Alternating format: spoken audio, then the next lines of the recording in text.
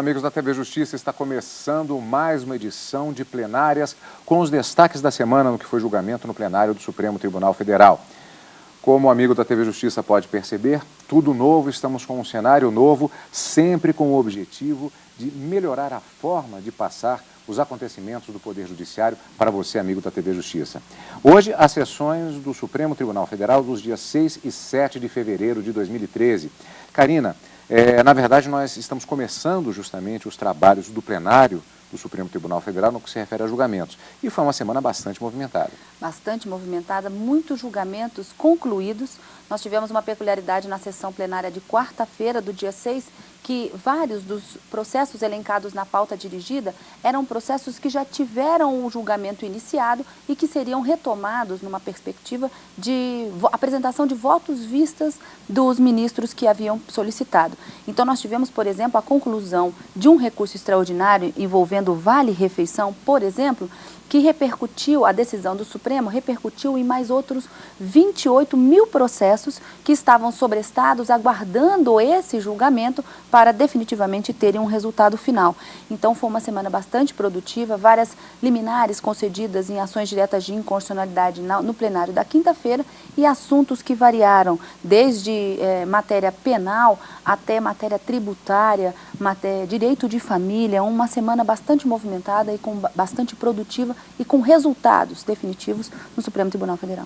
E ainda nesta edição você vai ver também que nós tivemos a presença do presidente da Câmara dos Deputados em visita ao gabinete do ministro Joaquim Barbosa e ainda uma entrevista exclusiva com o ministro Luiz Fux, ainda nesta edição. E vamos conferir agora o primeiro processo em julgamento no plenário do Supremo Tribunal Federal nesta semana. Também um dos primeiros votos vista apresentado já, como disse a Karina, exatamente nessa retomada de processos que estavam em expectativa de julgamento. Vamos começar, portanto. Recurso extraordinário 563.708. Relatora ministra Carmen Lúcia. Mato Grosso do Sul versus Adão de Freitas Amorim. O recurso foi interposto contra um acórdão que reconheceu a servidores públicos a manutenção da remuneração como base de cálculo do adicional por tempo de serviço, mesmo após a alteração do artigo 37, inciso 14 da Constituição, pela emenda constitucional 19, essa de 1998. O fundamento é de que teriam direito adquirido à referida forma de cálculo. O julgamento foi retomado com o retorno do ministro Joaquim Barbosa com o voto vista após o pedido de vista que foi apresentado em sessão anterior, na qual houve a apresentação do voto da relatora ministra Carmen Lúcia. O ministro Joaquim Barbosa inicialmente acompanhou este posicionamento da relatora. Vamos rever. Em resumo, não vejo como a irredutibilidade possa ser entendida como barreira à aplicação de normas constitucionais, no caso concreto, em que os valores alegadamente suprimidos não chegaram a ser pagos aos servidores.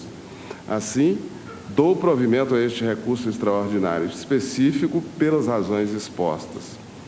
Considerando a existência da repercussão geral, fixo como tese a ser observada para outros julgamentos a necessidade de se investigar a respeito do efetivo recebimento no passado da parcela pleiteada com o fundamento na irredutibilidade. Assim, para os servidores admitidos antes da emenda, é necessário comprovar o recebimento dos valores sob a fórmula pleiteada, fato que poderá conduzir à afirmação da irredutibilidade apenas em relação à possível quantia suprimida. Não há, por outro lado, qualquer direito adquirido ao cálculo da parcela de acordo com a fórmula anterior para aqueles servidores que, por razões diversas, já recebiam de acordo com a fórmula trazida pelo novo texto, ainda que admitidos antes da redação prevista na emenda constitucional. Os servidores admitidos após a emenda, por óbvio, não possuem direito ao texto revogado. É como voto. Porém, tanto a relatora quanto o ministro Joaquim Barbosa reajustaram os respectivos votos após sugestão do ministro Teori Zavascki de dar provimento parcial ao recurso extraordinário apenas para garantir a irredutibilidade de vencimentos. Karina, antes de vermos qual foi a sugestão do ministro, como é que nós podemos destrinchar um pouco mais este processo? A princípio ele parece bastante confuso porque fala uma hora em remuneração e vencimentos, vamos tentar entender. no estado do Mato Grosso, havia uma forma de se calcular essa chamada gratificação por tempo de serviço para os servidores do estado. E a forma de se calcular essa gratificação era em cima do que se denominava remuneração. Remuneração é o salário que o servidor ganha, mais as vantagens que são acrescidas a esse salário base, vamos dizer assim. Então, isso é remuneração. Então, a gratificação, ela era calculada a partir daquele valor que se somavam, salário mais vantagens. Com a emenda constitucional número 19 de 98, como vimos, houve uma alteração no texto constitucional dizendo assim, não, para essas vantagens novas, mesmo as gratificações, não se pode calcular sobre a remuneração. Então, tem que calcular sobre o salário. No ano de 2000, o Estado do Mato Grosso do Sul, para adequar a legislação à nova regra constitucional, portanto, decidiu que essa gratificação por tempo de serviço deveria incidir agora, não mais sobre a remuneração anteriormente, mas sobre os vencimentos, que é o salário base, é aquele salário que todo mundo recebe ao final do mês. Alguns servidores, se sentindo prejudicados, recorreram ao Tribunal de Justiça do Estado do Mato Grosso do Sul, que entendeu que nesse período entre a emenda e a nova legislação, esses servidores deveriam receber essa gratificação por tempo de serviço calculada ainda sobre a remuneração e não sobre apenas os vencimentos do salário base. E com essa decisão do Tribunal de Justiça do Estado do Mato Grosso do Sul, que permitiu que fosse feita dessa forma o cálculo, veio o recurso extraordinário ao Supremo Tribunal Federal questionar justamente esse período de que forma, o cálculo deste período de tempo para estes servidores. Essa é a grande questão que deveria ser discutida no plenário do Supremo Tribunal Federal. E a sugestão, a alternativa sugerida pelo ministro Teori Zavascki, segue a jurisprudência do Supremo Tribunal Federal no sentido de que não há direito adquirido ao regime jurídico, mas reconhece que no período de 1990 a 1999, os servidores tinham direito ao adicional calculado sobre a remuneração, que deve ser assegurado com base no princípio da irredutibilidade salarial. Nossa jurisprudência, a jurisprudência do Supremo Tribunal Federal, é antiga e tranquila no sentido que não existe direito adquirido à manutenção de regime jurídico, especialmente de regime jurídico remuneratório de serviço público. De modo que não há o direito adquirido assegurado pelo acordo recorrido à manutenção do regime jurídico. No caso,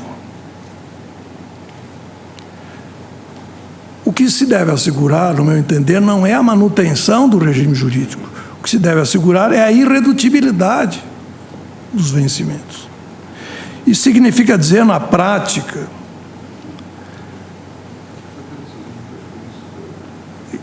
que se deve dar parcial provimento ao recurso. Karina, trocando em miúdos. Significa que a decisão do Tribunal de Justiça não foi equivocada, mas que, de uma certa forma, deve se adequar à nova situação e o cálculo dessa gratificação agora não pode implicar numa redução daquele valor recebido pelos servidores até então. Vamos, portanto, para mais um destaque da semana no plenário do Supremo Tribunal Federal. Aqui o tema é Imposto sobre a Transmissão, Causa-Mortes e Doações, o famoso ITCD. Na verdade, são vários processos sobre o tema, destacando o recurso extraordinário 562.045, Estado do Rio Grande do Sul versus espólio de Emília Lopes de León. Relator ministro Ricardo Lewandowski. Outros recursos extraordinários também neste julgamento, como, por exemplo, o recurso extraordinário 562.045, RE 544.438 e ainda o 544.298. Entre outros. O processo no qual o ministro Marco Aurélio apresentou o voto vista foi recurso extraordinário contra acórdão da 8ª Câmara Cível do Tribunal de Justiça do Estado do Rio Grande do Sul, adotando o entendimento majoritário do chamado órgão especial daquela corte, declarando a inconstitucionalidade da progressividade da alíquota do imposto sobre a transmissão causa-mortes e doações, prevista no artigo 18 da Lei Estadual número 8.821 de 89, e determinou a aplicação da alíquota de 1%. Karina, também outro que a gente pode se perder no meio do caminho, né? Nós tínhamos aqui uma lei que previa uma forma, na verdade, esse imposto é uma forma de arrecadação do Estado sobre esses bens, esse patrimônio deixado pelo falecido. E quem vai ter que pagar esse imposto são os herdeiros. Na verdade, o que o Estado fez foi, numa tentativa de arrecadar mais, estabeleceu alíquotas progressivas, ou seja, um aumento gradual, proporcional ao patrimônio deixado, de 1% até 8%. E isso foi questionado a sua constitucionalidade. Seria constitucional ou não estabelecer esse percentual?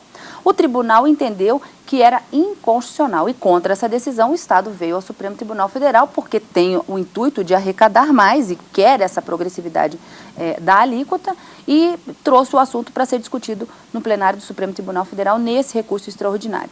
O que se discutiu principalmente foi sobre a consideração da lei acerca da capacidade contributiva. O ministro Marco Aurélio, por exemplo, ele ficou vencido, o ministro Ricardo Lewandowski também, mas o ministro Marco Aurélio sustentou que não se levou em consideração e julgou, portanto, inconstitucional essa legislação, no sentido de que não seria levada em consideração a capacidade contributiva dos destinatários dessa herança, que na verdade são os herdeiros que terão que pagar este imposto. E disse até que não seria absurdo pensar que poderia haver uma renúncia à herança justamente para deixar de recolher o tributo. Então, nesse sentido, ficaram vencidos o ministro Marco Aurélio, o ministro Ricardo Lewandowski, mas a maioria que se formou decidiu pela constitucionalidade, revogando, portanto, na verdade, dando provimento ao recurso extraordinário para modificar aquela decisão do Tribunal de Justiça. Vamos rever o voto do ministro Marco Aurélio. A progressividade, conforme retratado nos precedentes citados no esboço de proposta de verbete vinculante formalizado pelo relator, ministro Ricardo Lewandowski, chega a suprir a legislação complementar prevista na Carta da República, deslocando o que é mais grave, a competência tributária da União para os Estados-membros. Por tais razões, sem aderir à interpretação atribuída pelo relator ao artigo 146, parágrafo 1º da Lei Maior, no sentido de que só a Constituição poderia autorizar outras hipóteses de tributação progressiva de impostos reais, consigno que afronta o princípio da capacidade contributiva, admitir a progressão de alíquotas na incidência do tributo sobre a sucessão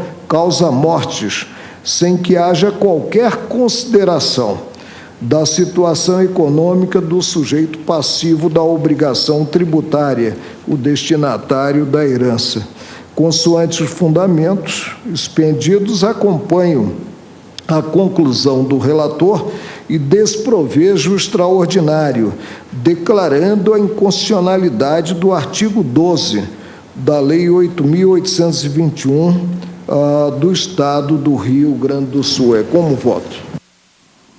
E o resultado, como já vimos, a maioria deu provimento, portanto, neste julgamento conjunto de vários recursos extraordinários tratando sobre esse tema. No segundo bloco do nosso programa de hoje, ainda temos mais processo que foi julgado na sessão plenária da quarta-feira, mas você também vai ver os destaques da sessão da quinta-feira no plenário do Supremo Tribunal Federal. É o Plenárias que volta daqui a pouquinho, logo depois do intervalo. O Plenárias está de volta com os destaques da semana entre os julgamentos do plenário do Supremo Tribunal Federal. Ainda temos um destaque, um julgamento de grande repercussão na sessão plenária da última quarta-feira. Um julgamento conjunto, na verdade, mas que teve como principal processo, que chamou a atenção para o caso, o mandado de injunção 943. Relatoria do ministro Gilmar Mendes, Raimundo Nonato de Almeida versus Vale S.A., presidente da República e Congresso Nacional. Mandado de injunção impetrado por ex-empregado da Companhia Vale do Rio Doce contra o que entendeu ser uma omissão legislativa, ele visando garantir o direito constitucional que o supõe que teria de receber aviso prévio proporcional ao tempo de serviço. Neste caso, parece-me possível que o Supremo Tribunal Federal sirva-se, tomando de empréstimo, os padrões normativos da Lei 12.506, os quais se mostraram adequados aos trabalhadores e empregadores e foram chancelados pelo Poder Legislativo para aplicá-los aos mandados de injunção aqui impetrados e que tenham tido o julgamento iniciado antes do advento da referida lei regulamentadora. Portanto, Karina, duas questões. Primeira, apenas para aqueles que têm tramitação aqui no Supremo Tribunal Federal, foram esses mandados de junção que foram julgados. E, além disso, também um determinado período de tempo em relação a este cálculo. A nova lei estabelece essa proporcionalidade. Então, quem trabalhou durante um ano numa empresa tem o direito a 30 dias de aviso prévio. E se continuou mais 3 dias de aviso prévio no decorrer dos anos que for trabalhado nessa mesma empresa, até um total de 90 dias de aviso prévio que teria direito. Então, essa foi a proporcionalidade estabelecida pelo Congresso Nacional. Mas a pergunta que se poderia fazer é, essa nova lei de outubro de 2011, ela tem aplicação, ela retrocede no tempo para alcançar pessoas que foram demitidas anteriormente à legislação? Não. E essa foi a tônica do ministro Gilmar Mendes, no que foi acompanhado pelo plenário.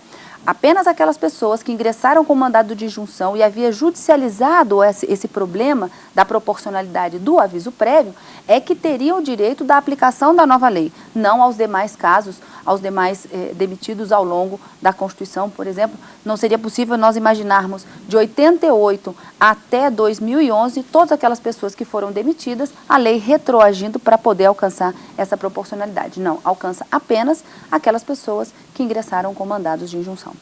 Bom, portanto, destaque da quarta-feira. Vamos agora para os destaques da sessão plenária da quinta-feira. No caso, um julgamento conjunto de vários processos relacionados ao chamado caso Goldman. Agravo regimental no habeas corpus 99.945, RHC recurso em habeas corpus 102.871 e ainda o HC 101.985. Relatoria do ministro Marco Aurélio, Silvana Bianchi Carneiro Ribeiro versus presidente do STJ. De acordo com a advogada de Silvana Bianchi, a avó do garoto, ele teria sido compelido a sair do Brasil sem que tivesse o direito de se manifestar, pois não teria sido ouvido diretamente pelo juiz. O ministro Marco Aurélio votou pelo provimento dos apelos apresentados pela avó do menino. O ministro considerou prejudicado agravo do pai biológico. O voto do ministro Marco Aurélio assegurava o prosseguimento dos HCs para que o mérito fosse analisado pelo plenário da Corte, sob o argumento de que o habeas corpus seria, sim, meio hábil para questionar o direito de liberdade de ir e vir da criança. O ministro Gilmar Mendes votou no sentido de negar provimento aos recursos, citando jurisprudência quando do julgamento da APDF 172, em que o STF arquivou o pedido do Partido Progressista, que pretendia impedir a entrega do menor, abre aspas, de forma abrupta, fecha aspas. Os ministros concluíram naquele julgamento que existem instrumentos processuais cabíveis para se questionar a aplicação da chamada Convenção de Haia, que trata do sequestro de crianças e que inviabilizou a análise da DPF. Vamos rever trechos dos dois votos. Entendo, como fiz ver no julgamento procedido na segunda turma em idêntica medida, porque entendo pertinente o habeas corpus. Peço vênia ao ministro Gilmar Mendes, que exteriorizou compreensão diversa, para prover o agravo e ter-se, portanto, o curso deste habeas corpus. É como voto nesse caso. Essa DPF, como já foi dito, veio a referendo essa liminar veio a referendo do plenário. E aqui, o próprio ministro Marco Aurélio reviu o seu entendimento em relação à liminar, ressaltando que apenas considera a liminar para cautelar a situação que à época se revelava de urgência. Assim, no próprio julgamento do referendo da medida liminar, o ministro relator reconheceu o não cabimento da mencionada ação para o caso. É fundamental ressaltar aqui que o colegiado desta Corte, naquele momento, tomou amplo conhecimento do caso ora debatido, ainda que sob os limites da discussão do cabimento da referida DPF, com diversas manifestações de reforço à impossibilidade de se desprestigiar o que é decidido nas vias ordinárias. Essa orientação está explicitada nos votos de diversos ministros desta Corte, em relação ao julgamento do referendo da medida cautelar na ADPF 172, ocorrido em 10/6/2009. Nesse julgamento, o plenário do STF assentou, por unanimidade, a existência de outros meios processuais aptos a combater o ato judicial impugnado, a natureza excepcional da ADPF, a sua inadequação para o caso com prejuízo do exame da medida cauteladora anteriormente deferida. Destaque da semana ainda, o presidente do Supremo Tribunal Federal, o ministro Joaquim Barbosa, teve um encontro com o novo presidente da Câmara dos Deputados. O presidente do Supremo Tribunal Federal, ministro Joaquim Barbosa, recebeu visita de cortesia do presidente da Câmara, deputado Henrique Eduardo Alves. Eles discutiram projetos que podem ser votados pela Câmara este ano, que são de interesse do Judiciário, como a reforma da Lei Complementar 35, que é de 1979 e trata do Estatuto da Magistratura. Falaram ainda sobre mudanças no Código de Processo Civil e no Código de Processo Penal. Outro destaque, nos dias 18 e 25 deste mês, vai ocorrer audiência pública sobre a chamada Lei das Televisões por Assinatura. O ministro Luiz Fux é o relator das 3 ações que questionam a lei no STF. Ele concedeu esta semana uma entrevista exclusiva à TV Justiça, falando sobre este e outros temas, como, por exemplo, outro instrumento que começou a ser usado no STF para resolver questões judiciais, as audiências de conciliação. Vamos ver na entrevista concedida à repórter Neila Guimarães. Basicamente, há 3 pontos centrais em que se discute nessas ações de declaração de inconstitucionalidade. A primeira delas é que essa nova regra jurídica, ela impõe que essas TVs por assinatura tenham um conteúdo nacional obrigatório. Isso no sentido de incrementar a produção independente nacional que compõe a grade dessas televisões. Por outro lado, também essa lei impede que o proprietário de TV, de radiodifusão, seja também proprietário cruzado de uma TV por assinatura. E aí se discute sobre se isso não estaria ferindo o direito de propriedade constitucional. E, por fim, exatamente para tornar cada vez mais livre esse mercado, com a adesão de vários produtores independentes, a lei eliminou a necessidade de licitação, que acabava gerando quase que um monopólio, porque os vencedores das licitações eram sempre os mesmos. Então, também se argue se é legítima essa dispensa da licitação, e isso se faz através de um dos capítulos da arguição de inconstitucionalidade dessa lei. Como a matéria é uma matéria muito especializada, é uma matéria que interessa a quem produz, é uma matéria que interessa aos proprietários, é uma matéria que interessa aos próprios consumidores, nós marcamos essa audiência exatamente para ouvir todos os segmentos interessados no desate dessa questão. Essas audiências públicas hoje, elas marcam exatamente uma nova feição do processo. E o processo num Estado democrático, ele precisa de uma participação quanto maior possível da própria sociedade, exatamente com o objetivo de se decidir uma questão, ouvindo-se os segmentos que são interessados. Por outro lado, há uma afirmação de que o juiz tem um conhecimento enciclopédico. Agora, o conhecimento enciclopédico do magistrado é um conhecimento adstrito ao meio jurídico. Então, afirma-se que o juiz não pode desconhecer a lei. Mas, ora, nesse caso específico, além da lei, há fatores interdisciplinares, como ocorreu na discussão sobre as células-tronco, na discussão sobre a anencefalia, porque nós, magistrados, temos conhecimento daquilo que é ilícito ou daquilo que é lícito. Agora, o conhecimento do fato que dá ensejo à aplicação da regra jurídica, por vezes, depende de um conhecimento interdisciplinar que escapa exatamente a essa percepção do magistrado. Então, por exemplo, nós precisamos tomar conhecimento, através de uma audiência, se os consumidores serão beneficiados ou prejudicados com essa nova ordem jurídica, na medida em que a Constituição brasileira protege de forma privilegiada o consumidor.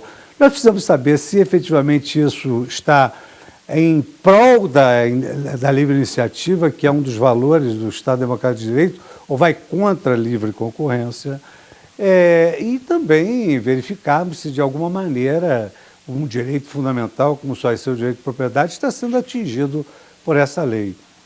E por isso é que nós vamos ouvir vários especialistas do setor, titulares de empresas de de televisão, de radiodifusão, de TV por assinatura, vamos ouvir os consumidores, vamos ouvir a Ancine, vamos ouvir a Anatel, vamos ouvir produtores independentes, artistas que virão aqui exatamente contribuir para que a solução de uma questão que não é só jurídica, mas também interdisciplinar, seja, digamos assim, essa solução seja proferida de maneira mais exata possível, de acordo com a realidade. Às vezes só o conhecimento jurídico não basta. Eu sou magistrado de carreira e durante toda a minha carreira eu sempre acreditei que a conciliação, a autocomposição, as próprias partes chegando a uma solução amigável em relação àquele litígio representava a melhor forma de pacificação social, de solução dos conflitos entre as pessoas, de otimização do relacionamento social. Eu, quando juiz de primeira instância, fiz várias audiências de conciliação e obtive resultados magníficos. No Superior Tribunal de Justiça, certa feita me deparei com uma situação litigiosa no Pontal do Paranapanema. E naquela oportunidade havia um confronto entre o movimento sem terra e o proprietário da fazenda. Um senador da República, o senador Eduardo Suplicy, então entrou em contato comigo e perguntou se eu poderia atender as pessoas do meu gabinete para tomar conhecimento daquele conflito que estava na iminência de gerar efeitos dramáticos para a nossa população, até com perigo de risco à vida e à integridade daquelas pessoas que se confrontavam. Eu, então, os recebi no meu gabinete, recebi o proprietário do imóvel, recebi os representantes do Movimento Sem Terra, recebi as entidades públicas que velavam por aquelas pessoas. E qual não foi uma surpresa quando, ao final de todos os debates, nós vislumbramos a oportunidade de engendrarmos uma conciliação, de fazermos uma conciliação. Isso efetivamente foi feito. O proprietário da fazenda recebeu o valor da indenização, as famílias foram assentadas e obtivemos uma solução que jamais conseguiríamos através da decisão judicial, que sempre impõe que haja um vencedor e um vencido. E, nesse caso, todos saíram vencedores e vencidos, inclusive o Judiciário e a nação brasileira. Em relação ao Supremo Tribunal Federal, a nossa expectativa é que a gestão do ministro Joaquim Barbosa seja uma gestão muito eficiente, no sentido da gestão processual. Nós temos muitos recursos submetidos à repercussão geral. Isso significa dizer que, enquanto eles não são julgados, essas teses ficam suspensas nos tribunais locais. E nós temos um número volumoso de teses que precisam ser dirimidas. Então, a presidência, e eu me considero integrado ao tribunal e sempre que posso presto aí a minha colaboração, o tribunal vai se empenhar na solução dessas questões que estão sobrestadas. E em relação à primeira turma, nós também pretendemos, na presidência da primeira turma, termos assim, eficiência, porque o Supremo Tribunal Federal tem um volume muito expressivo de processo, então é preciso ter eficiência e racionalidade. Então nós vamos tentar conciliar esses dois reclamos, né, da eficiência e da racionalidade, criando assim pautas temáticas em que se possa, numa só sessão, julgar uma série de temas idênticos e, com isso, esvaziar o volume de processos e racionalizar no sentido de pré-avisar, com uma certa antecedência, os integrantes da turma e os próprios advogados que os processos serão julgados com uma certa antecedência para que eles possam se preparar. Porque o volume é tão grande hoje que, por vezes, os processos eles são incluídos em pauta na antevéspera do julgamento. Isso dificulta o trabalho dos votantes e também dos advogados que vão sustentar. Lembrando que a audiência será nos dias 18 e 25 deste mês e será transmitida ao vivo aqui pela TV Justiça, sempre a partir das 2 horas da tarde. E por aqui vai ficando esta primeira edição do ano de 2013 do Plenárias, já com encontro marcado na próxima semana. Na próxima semana, na quarta e quinta-feira, com o direto do plenário ao vivo e no final de semana com plenárias. Obrigado pela audiência, como sempre, pela companhia e continue aqui na TV Justiça.